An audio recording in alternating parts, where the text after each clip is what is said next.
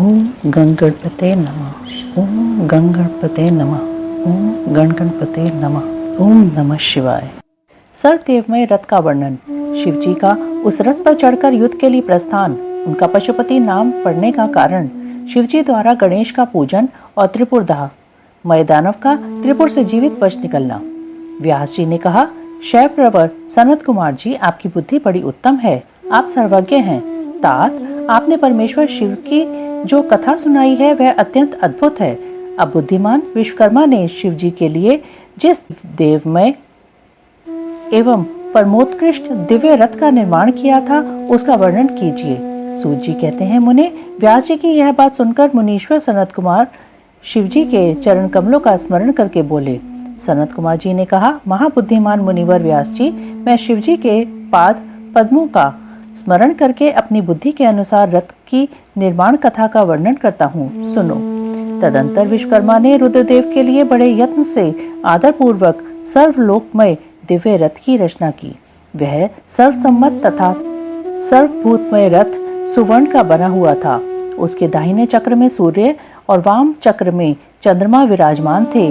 दाहिने चक्र में 12 अरे लगे हुए थे, जिनमें 12 सूर्य प्रतिष्ठित थे, और बायां पहिया 16 अरों से युक्त था, जिनमें चंद्रमा की 16 कलाएं विराजमान थी।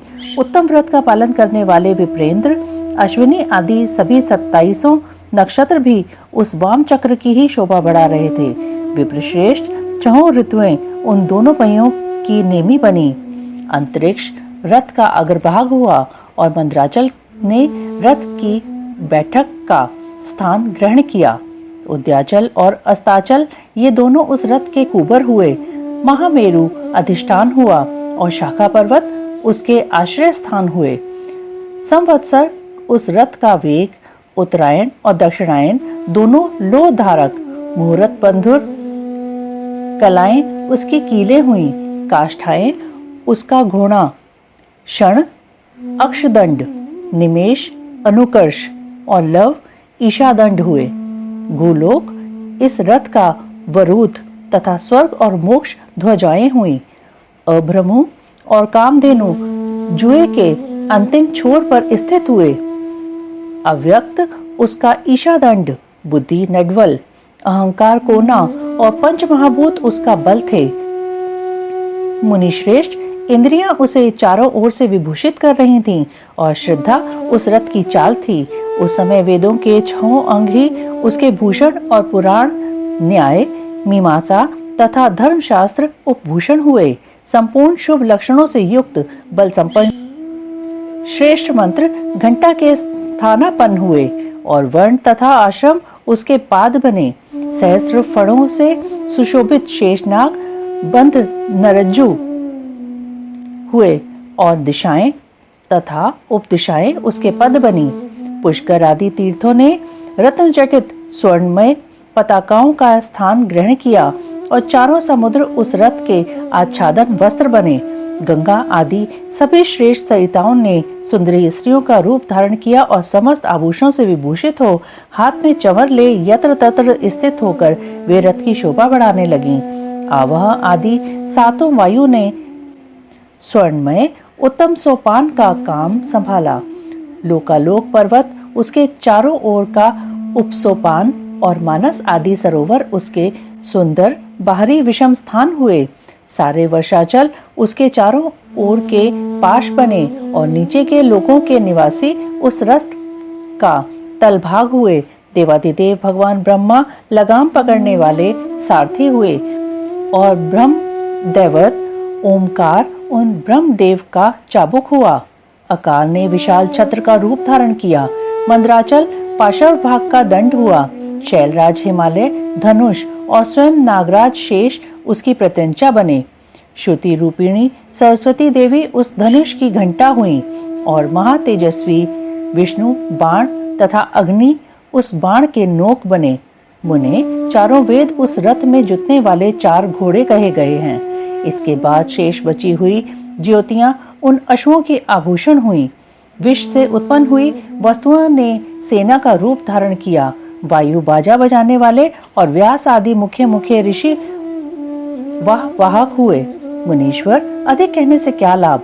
मैं संक्षेप में ही बतलाता हूँ कि ब्रह्मांड में जो कुछ वस्तु थी वह सब उस रथ में विद्यमान थी। इस प्रकार बुद्धिमान विश्वकर्मा ने ब्रह्मा और विष्णु की आज्ञा से उस शुभ रथ का तथा रथ सामग्री का निर्माण किया था। सनत कुमार जी कहते हैं, महर्षि, इस प्रकार के महान दिव्य रथ में जो अनेक विध आश्चर्यों से युक्त था, वेद रूपी अश्वों को जोतकर ब्रह्मा ने उसे शिव को समर्पित कर दिया। शंभु को निवेदित करने के पश्चात जो विष्णु आदि देवों के सम्माननीय एवं त्रिशूल धारण करने वाले हैं, उन देवेश्वर की प्रार्थना करके ब्रह्मा जी उन्हें उस रथ पर चढ़ाने लगे।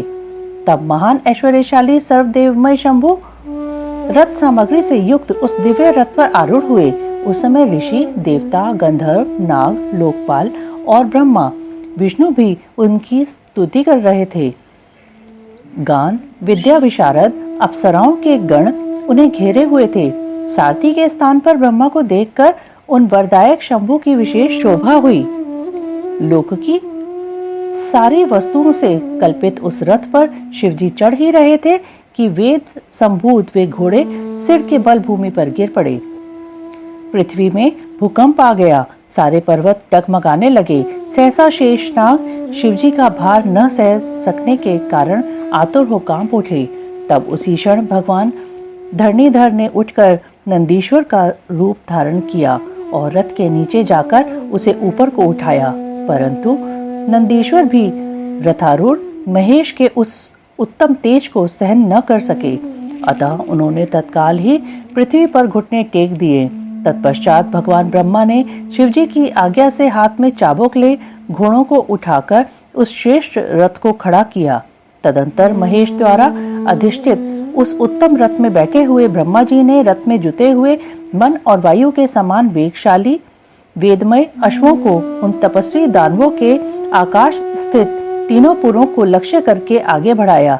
तत्पश्चात लोगों के कल्याण करता भगवान रुद्र देवों की ओर दृष्टिपात करके कहने लगे, सुरश्रेष्ठों, यदि तुम लोग देवों तथा अन्य प्राणियों के विषय में पृथक पृथक पशु तत्व की कल्पना करके उन पशुओं का आधिपत्य मुझे प्रदान करोगे, तभी मैं उन असुरों का संहार करूंगा, क्योंकि वे दैत्य श्रेष्ठ तभी मारे जा सकते हैं, अन्यथा उनका वध असंभव है।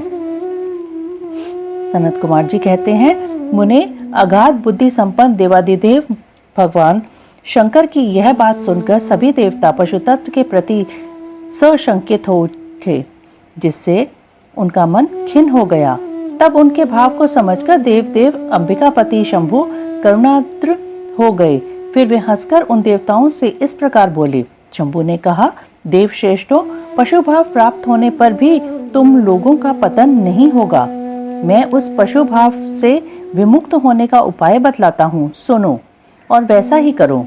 समाहित मन वाले देवताओं, मैं तुम लोगों से सच्ची प्रतिज्ञा करता हूँ कि जो इस दिव्य पाशुपत व्रत का पालन करेगा वह पशुत्व से मुक्त हो जाएगा। सुरश्रेष्ठों, तुम्हारे अतिरिक्त जो अन्य प्राणी भी मेरे पाशुपत व्रत को करेंगे वे भी निसंदेह पशुत्व से छूट जाएंगे।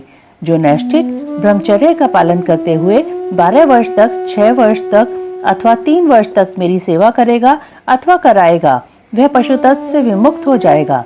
इसलिए श्रेष्ठ देवताओं, तुम लोग भी जब इस परमोत्कृष्ट दिव्य व्रत का पालन करोगे तो उसी समय पशुत्व से मुक्त हो जाओगे, इसमें कुछ भी संशय नहीं है। सनत कुमार जी कहते हैं, महर्षि, परमात्मा महेश्वर का वचन सुनकर विष्णु और ब्रह्मा आदि देवताओं ने कहा, तथेति, बहुत अच्छा, ऐसा ही होगा। इसलिए बड़े बड़े देवता तथा असुर भगवान शंकर के पशु बने और पशु तत्व रूपी पाश से विमुक्त करने वाले रुद्र पशुपति हुए। तभी से महेश्वर का पशुपति यह नाम विश्व में विख्यात हो गया। यह नाम समस्त लोकों में कल्याण प्रदान करने वाला है।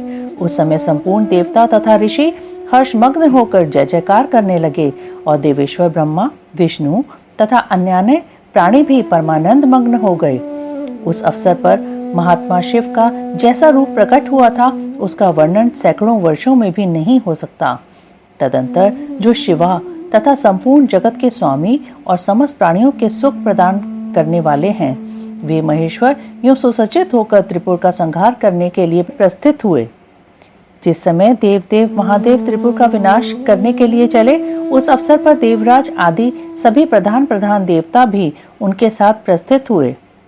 पर्वत के समान विशालकाय उन सुरेश्वरों का मन प्रसन्न था। वे सूर्य के समान प्रकाशित हो रहे थे। वे सभी हाथों में हल, शाल, मूसल, भुशुंडी और नाना प्रकार के पर्वत जैसे विशाल आयुधों को धारण करके हाथी, घोड़े, सिंह, रथ और बैलों पर सवार हो चल रहे थे।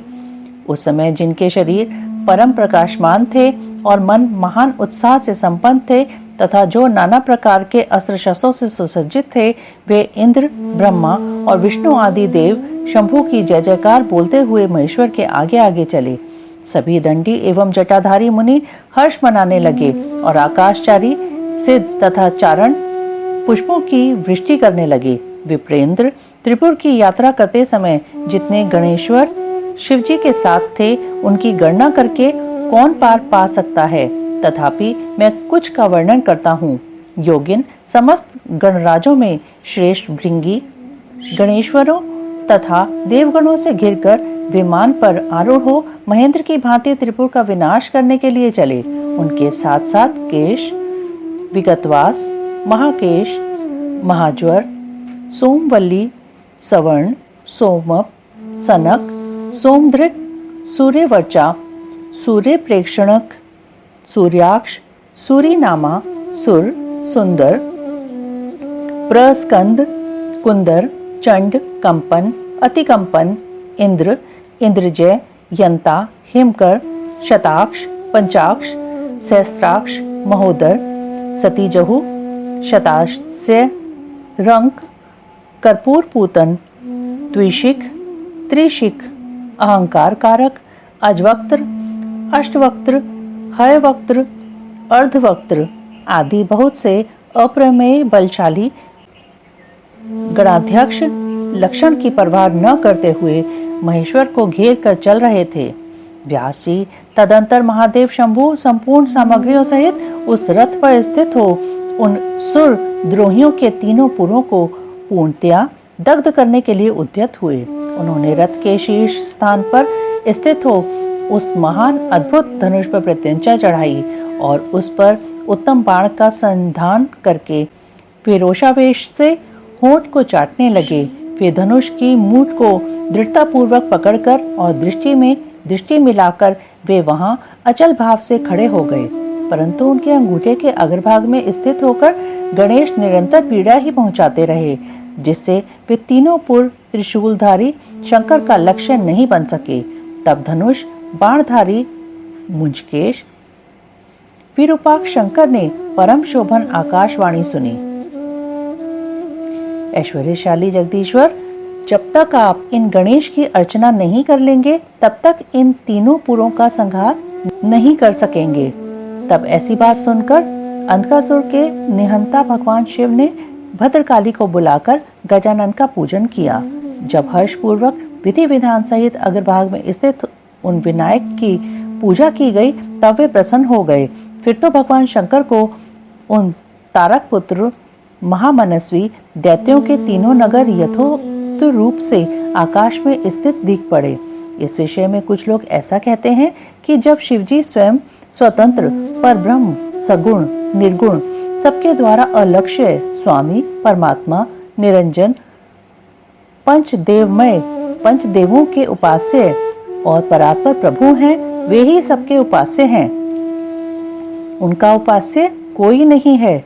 तब सबके वंदनीय परब्रह्म स्वरूप उन देवेश्वर महेश्वर के विषय में यह बात उचित नहीं जान पड़ती कि उनकी कार्य सिद्धि अन्य की कृपा पर अवलंबित हो, परंतु मुने उन देवादिदेव वरदानी महेश्वर के चरित्र में लीलावश सब कुछ घटित हो सकता है।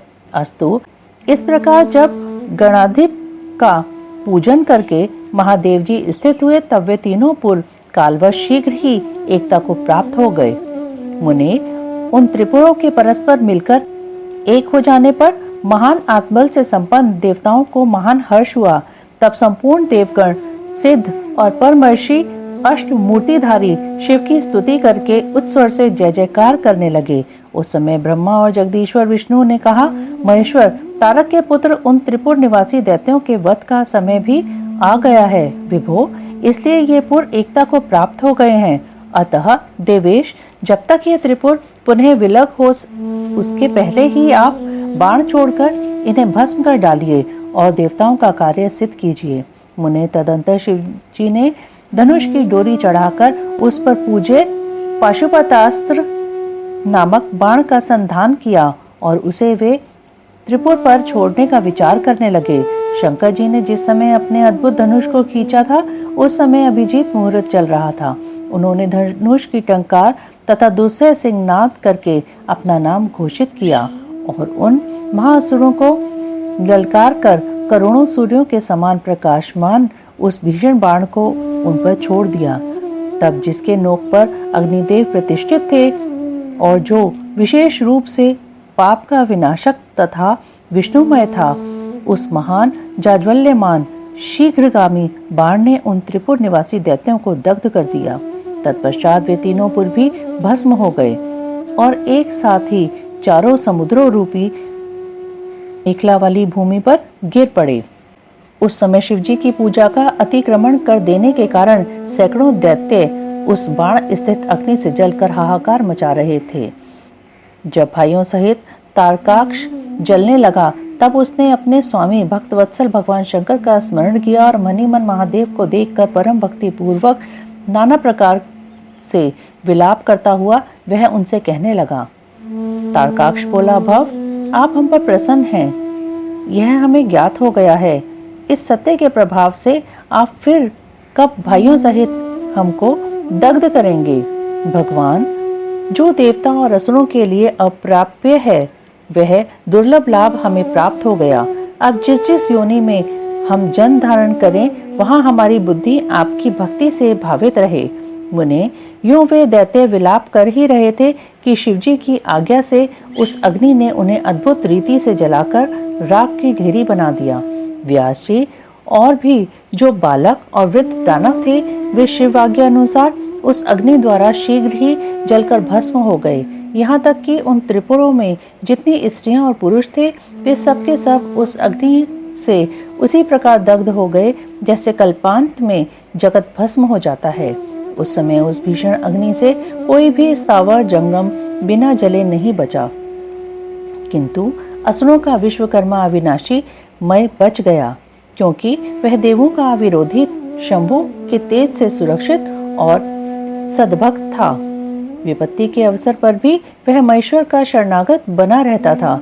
जिन दैत्यों तथा अन्य प्राणियों का भाव अभाव अथवा कृत अकृत के प्राप्त होने पर नाशकारक पतन नहीं होता, वे विनाश से बचे रहते हैं। इसलिए सत्पुरुषों को अत्यंत संभावित उत्तम कर्म के लिए ही प्रयत्न करना चाहिए, क्योंकि निंदित कर्म करने से प्राणी का विनाश हो जाता है। अतः गर्हित कर्म का आचरण भूलकर भी न करें। समय भी जो दैत्य बंधु बांधवों सहित शिवजी की पूजा में तत्पर थे वे सबके सब शिव पूजा के प्रभाव से गणों के अधिपति हो गए। देवों के स्तवन से शिवजी का कोप शांत होना और शिवजी का उन्हें वर देना, मय दानव का शिवजी के समीप आना और उनसे वर याचना करना, शिवजी से वर पाकर मय का वितल लोक में जाना। व्यास जी ने पूछा, महाबुद्धिमान सनत कुमार जी, आप तो ब्रह्मा के पुत्र और शिव भक्तों में सर्वश्रेष्ठ हैं, अतः आप धन्य हैं। अब यह बतलाइए कि त्रिपुर के दग्ध हो जाने पर संपूर्ण देवताओं ने क्या किया, मैं कहाँ गया और उन त्रिपुराध्यक्षों की क्या गति हुई। यदि यह वृत्तांत शंभु की कथा से संबंध रखने वाला हो तो वह सब विस्तार पूर्वक मुझसे वर्णन कीजिए। सूत जी कहते हैं, मुने, व्यास जी का प्रश्न सुनकर सृष्टिकर्ता ब्रह्मा के पुत्र भगवान सनत कुमार शिवजी के युगल चरणों का स्मरण करके बोले। सनत कुमार जी ने कहा, महाबुद्धिमान व्यास जी, जब महेश्वर ने दैत्यों से खचाखच भरे हुए संपूर्ण त्रिपुर को भस्म कर दिया तब सभी देवताओं को महान आश्चर्य हुआ। उस समय शंकर जी के महान भयंकर रौद्र रूप को, जो करोड़ों सूर्यों के समान प्रकाशमान और प्रलयकालीन अग्नि की भांति तेजस्वी था तथा जिसके तेज से दसों दिशाएं प्रज्वलित सी देखकर साथ ही हिमाचल पुत्री पार्वती देवी की ओर दृष्टिपात करके संपूर्ण देवता भयभीत हो गए। तब मुख्य मुख्य देवता विनम्र होकर सामने खड़े हो गए। उस अवसर पर बड़े बड़े ऋषि भी देवताओं की वाहिनी को भयभीत देखकर खड़े ही रह गए, कुछ बोल ना सके। वे चारों ओर से शंभू को प्रणाम करने लगे। तत्पश्चात ब्रह्मा भी शिवजी के उस रूप को देखकर भयग्रस्त हो गए। तब उन्होंने डरे हुए विष्णु तथा देवगणों के साथ प्रसन्न मन से सावधानी पूर्वक उन गिरिजा सहित महेश्वर का, जो देवों के भी देव भव तथा हर नाम से प्रसिद्ध, भक्तों के अधीन रहने वाले और त्रिपुर हंता हैं, स्तवन किया। तदंतर सभी प्रमुख देवताओं ने भगवान शिव की स्तुति की। यूं स्तुति किए जाने पर लोगों के कल्याणकर्ता शंकर प्रसन्न होकर बोले। शंकर जी ने कहा, ब्रह्मा, विष्णु तथा देवगण, मैं तुम लोगों पर विशेष रूप से प्रसन्न हूँ। अतः अब तुम सभी विचार करके अपना मनोवांछित वर मांग लो। सनत कुमार जी कहते हैं, मुनिश्रेष्ठ, शिव द्वारा कहे हुए वचन को सुनकर सभी देवताओं का मन प्रसन्नता से खिल उठा। फिर तो वे बोल उठे। देवताओं ने कहा, भगवान देव देवेश, यदि आप हम पर प्रसन्न हैं और हम देवगणों को अपना दास समझकर वर देना चाहते हैं, तो देव सत्तम, जब जब देवताओं पर दुख की संभावना हो, तब तब आप प्रकट होकर सदा उनके दुखों का विनाश करते रहें। सनत कुमार जी कहते हैं, महर्षि, जब ब्रह्मा, विष्णु और देवताओं ने भगवान रुद्र से ऐसी प्रार्थना की, तब वे शांत तथा प्रसन्न होकर एक साथ ही सबसे बोले, अच्छा, सदा ऐसा ही होगा। ऐसा कहकर शंकर जी ने, जो सदा देवों का दुख हरण करने वाले हैं, प्रसन्नता पूर्वक देवों को जो कुछ अभीष्ट था वह सारा का सारा उन्हें प्रदान कर दिया। इसी समय मय दानव, जो शिवजी की कृपा के बल से जलने से बच गया था, शंभू को प्रसन्न देखकर हर्षित मन से वहां आया। उसने विनीत भाव से हाथ जोड़कर प्रेम पूर्वक हर तथा अन्यान्य देवों को भी प्रणाम किया। फिर वह शिवजी के चरणों में लौट गया। तत्पश्चात दानवश्रेष्ठ मय ने उठकर शिवजी की ओर देखा। उस समय प्रेम के कारण उसका गला भर आया और वह भक्तिपूर्ण चित्त से उनकी स्तुति करने लगा। द्विजश्रेष्ठ मय द्वारा किए गए स्तवन को सुनकर परमेश्वर शिव प्रसन्न हो गए और आदर पूर्वक उससे बोले। शिवजी ने कहा, दानवश्रेष्ठ मय, मैं तुझ पर प्रसन्न हूँ, अतः तू वर मांग ले। इस समय जो कुछ भी तेरे मन की अभिलाषा होगी, उसे मैं अवश्य पूर्ण करूंगा। सनत कुमार जी कहते हैं, मुने, शंभू के इस मंगलमय वचन को सुनकर दानवश्रेष्ठ मय ने अंजलि बांधकर विनम्र हो उन प्रभु के चरणों में नमस्कार करके कहा। मय बोला, देवादिदेव महादेव, यदि आप मुझ पर प्रसन्न हैं और मुझे वर पाने का अधिकारी समझते हैं, तो अपनी शाश्वती भक्ति प्रदान कीजिए। परमेश्वर, मैं सदा अपने भक्तों से मित्रता रखूं, दीनों पर सदा मेरा दया भाव बना रहे और अन्यान्य दुष्ट प्राणियों की मैं उपेक्षा करता रहूं। महेश्वर, कभी भी मुझ में आसुर भाव का उदय न हो। नाथ, निरंतर आपके शुभ भजन में तल्लीन रहकर निर्भय बना रहूं। सनत कुमार जी कहते हैं, व्यास जी, शंकर तो सबके स्वामी तथा भक्त वत्सल हैं। मय ने जब इस प्रकार उन परमेश्वर की प्रार्थना की, तब वे प्रसन्न होकर मय से बोले। महेश्वर ने कहा, दानव सत्तम, तू मेरा भक्त है, तुझ में कोई भी विकार नहीं है, अतः तू धन्य है। अब मैं तेरा जो कुछ भी अभीष्ट वर है, वह सारा का सारा तुझे प्रदान करता हूँ। अब तू मेरी आज्ञा से अपने परिवार सहित वितल लोक को चला जा, वह स्वर्ग से भी रमणीय है। तू वहाँ प्रसन्नचित्त से मेरा भजन करते हुए निर्भय होकर निवास कर। मेरी आज्ञा से कभी भी तुझ में आसुर भाव का प्राकट्य नहीं होगा। सनत कुमार जी कहते हैं, मुने, मय ने महात्मा शंकर की उस आज्ञा को सिर झुकाकर स्वीकार किया और उन्हें तथा अन्यान्य देवों को भी प्रणाम करके वह वितल लोक को चला गया। तदंतर महादेव जी देवताओं के उन महान कार्य को पूर्ण करके देवी पार्वती अपने पुत्र और संपूर्ण गणों सहित अंतर्ध्यान हो गए। जब परिवार समेत भगवान शंकर अंतर्हित हो गए, तब वह धनुष, बाण, रथ आदि सारा उपकरण भी अदृश्य हो गया। तत्पश्चात ब्रह्मा, विष्णु तथा अन्यान्य देव, मुनि, गंधर्व, किन्नर, नाग, सर्प, अप्सरा और मनुष्यों को महान हर्ष प्राप्त हुआ। वे सभी शंकर जी के उत्तम यश का बखान करते हुए आनंद पूर्वक अपने अपने स्थान को चले गए। वहां पहुंचकर उन्हें परम सुख की प्राप्ति हुई। महर्षि, इस प्रकार मैंने शशि मौली शंकर जी का विशाल चरित, जो त्रिपुर विनाश को सूचित करने वाला तथा परमोत्कृष्ट लीला से युक्त है, सारा का सारा तुम्हें सुना दिया। दम की तपस्या और विष्णु द्वारा उसे पुत्र प्राप्ति का वरदान, शंखचूड़ का जन्म, तप और उसे वर प्राप्ति, ब्रह्मा जी की आज्ञा से उसका पुष्कर में तुलसी के पास आना और उसके साथ वार्तालाप, ब्रह्मा जी का पुनः वहां प्रकट होकर दोनों को आशीर्वाद देना और शंखचूड़ का गंधर्व विवाह की विधि से तुलसी का पाणी ग्रहण करना। तदंतर जलंधर की उत्पत्ति से लेकर उसके वध तक का प्रसंग सुनाकर सनत कुमार जी ने कहा, मुने, अब शंभु का दूसरा चरित्र प्रेम पूर्वक श्रवण करो। उसके सुनने मात्र से शिव भक्ति सुदृढ़ हो जाती है। व्यास जी, शंखचूड़ नामक एक महावीर दानव था जो देवों के लिए कंटक स्वरूप था। उसे शिवजी ने रण के मुहाने पर त्रिशूल से मार डाला था। शिवजी का वह दिव्य चरित्र परम पावन तथा पापनाशक है। तुम पर अधिक स्नेह होने के कारण मैं उसका वर्णन करता हूँ। तुम प्रेम पूर्वक उसे श्रवण करो। माँ के पुत्र महर्षि मरीचि थे। उनके पुत्र कश्यप हुए। ये मननशील, धर्मिष्ठ, सृष्टिकर्ता, विद्या संपन्न तथा प्रजापति थे। दक्ष ने प्रसन्न होकर अपनी 13 कन्याओं का विवाह इनके साथ कर दिया। उनकी संतानों का इतना अधिक विस्तार हुआ कि उसका वर्णन करना कठिन है। उन कश्यप पत्नियों में एक का नाम दनु था। वह श्रेष्ठ, सुंदरी तथा महारूपवती थी। उस साध्वी का सौभाग्य बड़ा हुआ था। मुने, उस दनु के बहुत से महाबली पुत्र उत्पन्न हुए। विस्तार भय से उसके नाम नहीं गिनाए जा रहे हैं। उनमें एक का नाम विप्रचित्ति था, जो महान बल पराक्रम से संपन्न था। उसका पुत्र दम्भ हुआ, जो जितेंद्रिय, धार्मिक तथा विष्णु भक्त था। जब उसके कोई पुत्र नहीं हुआ, तब उस वीर को चिंता व्याप्त हो गई। उसने शुक्राचार्य को गुरु बनाकर उनसे श्री कृष्ण मंत्र प्राप्त किया और पुष्कर में जाकर घोर तप करना आरंभ किया। वहां सुदृढ़ आसन लगाकर कृष्ण मंत्र का जप करते हुए उसके 1 लाख वर्ष बीत गए।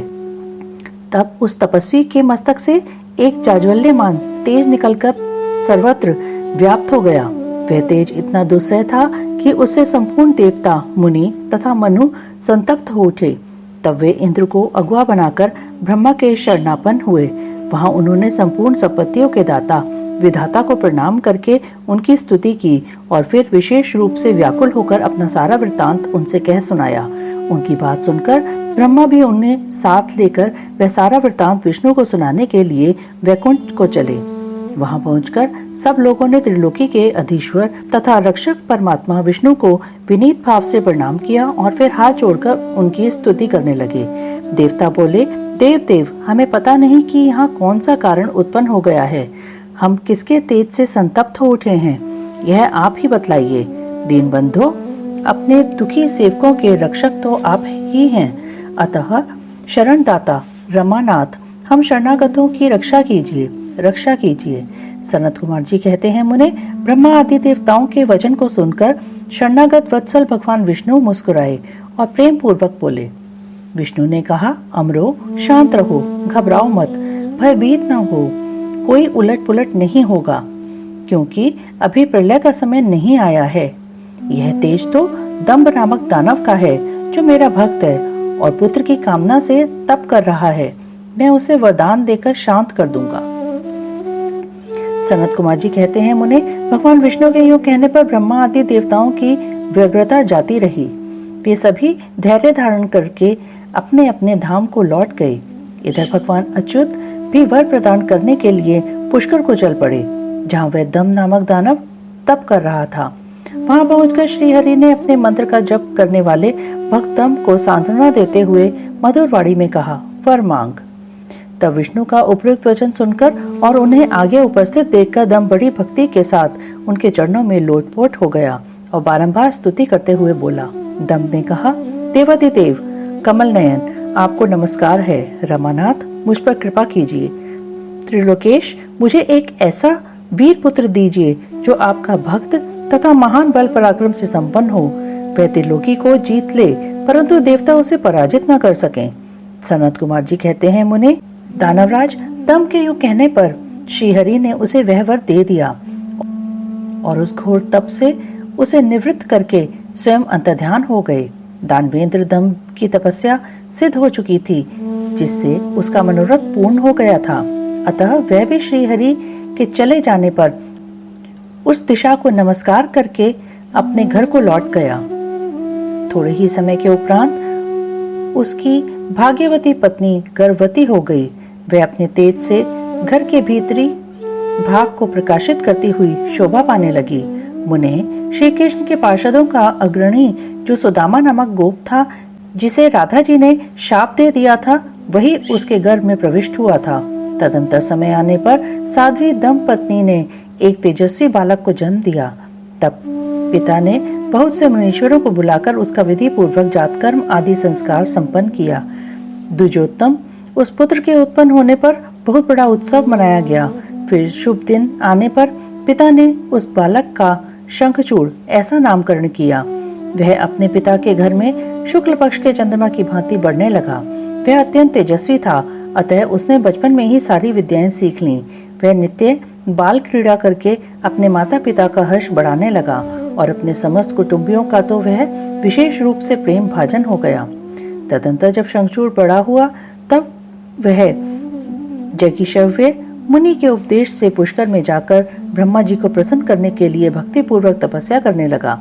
उस समय वह एकाग्र मन हो अपने इंद्रियों को काबू में करके गुरुपदिष्ट ब्रह्म विद्या का जप करता रहा। यूं पुष्कर में तपस्या करते हुए दानवराज शंखचूड़ को वर देने के लिए लोक गुरु एवं ऐश्वर्यशाली ब्रह्मा शीघ्र ही वहां पधारे और उस दानवेंद्र से बोले, वर मांग। ब्रह्मा जी को देखकर उसने अत्यंत नम्रता से उन्हें अभिवादन किया और फिर उत्तम वाणी से उनकी स्तुति की। तत्पश्चात उसने ब्रह्मा से वर मांगते हुए कहा, भगवान, मैं देवताओं के लिए अजय हो जाऊं। तब ब्रह्मा जी परम प्रसन्न होकर बोले, तथास्तु, ऐसा ही होगा। फिर उन्होंने शंखचूड़ को वह दिव्य श्री कृष्ण कवच प्रदान किया जो जगत के संपूर्ण मंगलों का भी मंगल और सर्वत्र विजय प्रदान करने वाला है। तदंतर ब्रह्मा जी ने उसे आज्ञा दी कि तुम बद्रीवन को जाओ। वहां धर्मध्वज की कन्या तुलसी सकाम भाव से तपस्या कर रही है, तुम उसके साथ विवाह कर लो। यूं कहकर ब्रह्मा जी उसी क्षण उसके सामने ही तुरंत अंतर्ध्यान हो गए। तब तपस्सिद्ध शंखचूड़ ने भी, जिसके सारे मनोरथ तपोबल से पूर्ण हो चुके थे और मुख पर प्रसन्नता खेल रही थी, पुष्कर में ही उस जगत मंगल स्वरूप कवच को गले में बांध लिया और ब्रह्मा की आज्ञा अनुसार वह तत्काल ही बद्रिक आश्रम को चल पड़ा। वहां दानव शंखचूड़ सहसा उस स्थान पर जा पहुंचा जहां धर्मध्वज की पुत्री तुलसी तप कर रही थी। सुंदरी तुलसी का रूप अत्यंत कमनीय और मनोहर था। वह उत्तम शील से संपन्न थी। उस सती को देखकर शंखचूड़ उसके समीप ही ठहर गया और मधुर वाणी में उससे बोला। शंखचूड़ ने कहा, सुंदरी, तुम कौन हो? किसकी पुत्री हो? तुम यहाँ चुपचाप बैठकर क्या कर रही हो? यह सारा रहस्य मुझे बतलाओ। सनत कुमार जी कहते हैं, मुने, शंखचूड़ के ये सकाम वचन सुनकर तुलसी ने उससे कहा। तुलसी बोली, मैं धर्मध्वज की तपस्विनी कन्या हूँ और यहाँ तपोवन में तप कर रही हूँ। आप कौन हैं? सुखपूर्वक अपने अभीष्ट स्थान को चले जाइए, क्योंकि नारी जाति ब्रह्मा आदि को भी मुंह में डाल देने वाली होती है। यह विषतुल्य, निंदनीय, दोष उत्पन्न करने वाली, माया रूपिणी तथा विचारशीलों को भी श्रृंखला के समान जकड़ लेने वाली होती है। सनत कुमार जी कहते हैं, महर्षि, तुलसी जब इस प्रकार रस भरी बातें कहकर चुप हो गई, तब उसे मुस्कुराती देखकर शंखचूड़ ने भी कहना आरंभ किया। शंखचूड़ बोला, देवी, तुमने जो बात कही है वह सारी की सारी मिथ्या हो, ऐसी बात नहीं है। इसमें कुछ सत्य है और कुछ असत्य भी है। इसका विवरण मुझसे सुनो। शोभने, जगत में जितनी पतिव्रता नारियां हैं उनमें तुम अग्रणी हो। मेरा तो ऐसा विचार है कि जैसे मैं पाप बुद्धि कामी नहीं हूँ, उसी प्रकार तुम भी काम पराधीना नहीं हो। फिर भी इस समय मैं ब्रह्मा जी की आज्ञा से तुम्हारे समीप आया हूँ और गांधार विवाह की विधि से तुम्हें ग्रहण करूंगा। भद्रे, क्या तुम मुझे नहीं जानती हो अथवा तुमने कभी मेरा नाम भी नहीं सुना है? अरे, देवताओं में भगदड़ डालने वाला शंखचूड़ मैं ही हूँ। मैं तनु का वंशज तथा दम नामक दानव का पुत्र हूँ। पूर्व काल में मैं श्रीहरि का पार्षद था। मेरा नाम सुदामा गोप था। इस समय मैं राधिका जी के शाप से दानवराज शंखचूड़ होकर उत्पन्न हुआ हूँ। ये सारी बातें मुझे ज्ञात हैं, क्योंकि श्री कृष्ण के प्रभाव से मुझे अपने पूर्वजन्म का स्मरण बना हुआ है। सनत कुमार जी कहते हैं, मुने, तुलसी के समक्ष यूं कहकर शंखचूड़ चुप हो गया। जब दानवराज ने आदरपूर्वक तुलसी से ऐसा सत्य वचन कहा, तब वह परम प्रसन्न हुई और मुस्कुराकर कहने लगी। तुलसी बोली, भद्र पुरुष, आज आपने अपने सात्विक विचार से मुझे पराजित कर दिया है।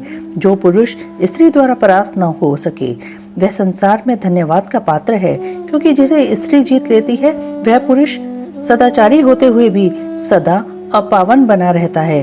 देवता, पितर और समस्त मानव उसकी निंदा करते हैं तथा मरना शौच में ब्राह्मण 10 दिनों में, क्षत्रिय 12 दिनों में, वैश्य 15 दिनों में तथा शूद्र की शुद्धि 1 मास में हो जाती है। ऐसा वेद का अनुशासन है। परंतु स्त्री से पराजित हुए पुरुष की शुद्धि चितादाह के अतिरिक्त अन्य किसी प्रकार से संभव ही नहीं है। इसी कारण उसके पितर उसके द्वारा दिए गए पिंड, तर्पण आदि को इच्छा पूर्वक ग्रहण नहीं करते तथा देवता भी उसके द्वारा अर्पित किए गए पुष्प, फल आदि को स्वीकार नहीं करते। जिसका मन स्त्रियों द्वारा आहत हो जाता है, उसके ज्ञान, उत्तम तप, जप, होम, पूजन, विद्या और दान से क्या लाभ, अर्थात उसके ये सभी निष्फल हो जाते हैं। मैंने आपके विद्या, प्रभाव और ज्ञान की जानकारी के लिए ही आपकी परीक्षा ली है, क्योंकि कामिनी को चाहिए कि वह अपने मनोनीत कांत की परीक्षा करके ही उसे पति रूप से वरण करे। सनत कुमार जी कहते हैं, व्यास जी, जिस समय तुलसी यूं वार्तालाप कर रही थी, उसी समय सृष्टिकर्ता ब्रह्मा वहां आ पहुंचे और इस प्रकार कहने लगे। ब्रह्मा जी ने कहा, शंखचूड़, तुम इसके साथ क्या व्यर्थ में वाद विवाद कर रहे हो? तुम गांधर्व विवाह की विधि से इसका पाणी ग्रहण करो, क्योंकि निश्चय ही तुम पुरुष रत्न हो और यह सती साध्वी नारियों में रत्न स्वरूपा है। ऐसी दशा में निपुण के साथ समागम गुणकारी ही होगा। फिर तुलसी की ओर लक्ष्य करके बोले, सती साध्वी तुलसी, तू ऐसे गुणवान कांत की क्या परीक्षा ले रही है? यह तो देवताओं, असुरों तथा दानवों का मान मर्दन करने वाला है। सुंदरी, तू इसके साथ संपूर्ण लोकों में सर्वदा उत्तम उत्तम स्थानों पर चिरकाल तक यथेष्ट विहार कर। शरीरांत होने पर यह पुनः गोलोक में श्री कृष्ण को ही प्राप्त होगा और इसकी मृत्यु हो जाने पर तू भी वैकुंठ में चतुर्भुज भगवान को प्राप्त करेगी। सनत कुमार जी कहते हैं, मुने, इस प्रकार आशीर्वाद देकर ब्रह्मा अपने धाम को चले गए। तब दानव शंखचूड़ ने गांधर्व विवाह की विधि से तुलसी का पाणी ग्रहण किया। यूं तुलसी के साथ विवाह करके वह अपने पिता के स्थान को चला गया और मनोरम भवन में उस रमणी के साथ विहार करने लगा। ओम नमः शिवाय, ओम नमः शिवाय, ओम नमः शिवाय।